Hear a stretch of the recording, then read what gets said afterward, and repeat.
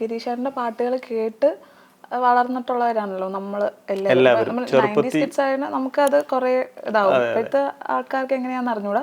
പക്ഷെ നമുക്ക് കുറേ പാട്ടുകൾ പണ്ടും ഇപ്പോഴും നമ്മൾ കേൾക്കുന്നത് കൊണ്ട് ഇപ്പൊ നമുക്ക് അത് മിസ് ചെയ്യാറുണ്ട്. ഇപ്പൊ അങ്ങനത്തെ വരികളില്ല എന്നുള്ളതാണ് ഏറ്റവും കൂടുതൽ നമുക്ക് വിഷമം.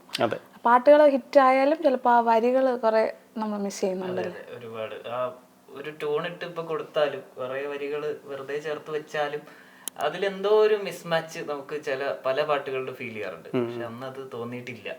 ഇപ്പൊ നമുക്ക് പല പാട്ടിലും ആ ഒരു എവിടെയോ എന്തോ ഒരു പ്രശ്നം ഇല്ലേ എന്നൊരു തോന്നൽ എവിടെയൊക്കെയോ.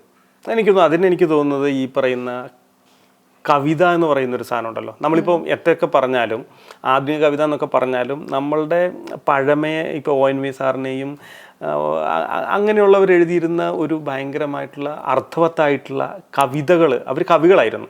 അപ്പം കവികൾ എപ്പോഴും കവിത എഴുതുമ്പോൾ അല്ലെങ്കിൽ ഒരു ഗാനം രചിക്കുമ്പോൾ അതിൽ കവിത നിറഞ്ഞു നിന്നിരുന്നു, കാവ്യഭാവന ഉണ്ടായിരുന്നു, അല്ലെങ്കിൽ അർത്ഥവത്തായിട്ടുള്ള വരികളുണ്ടായിരുന്നു. അത് എവിടെയൊക്കെയോ നമുക്ക് മിസ്സായി എന്നുള്ളതാവാം ഒരു പക്ഷേ. അങ്ങനെയുള്ള കവികൾ നഷ്ടപ്പെട്ടതാണോ? ഉണ്ട്. ഇപ്പൊ നമ്മൾ കേൾക്കുന്ന പല പുതിയ ജനറേഷനിലും പാട്ടുകൾ എഴുതുന്നു, അത് ഭംഗിയുള്ള പാട്ടുകളുണ്ട്.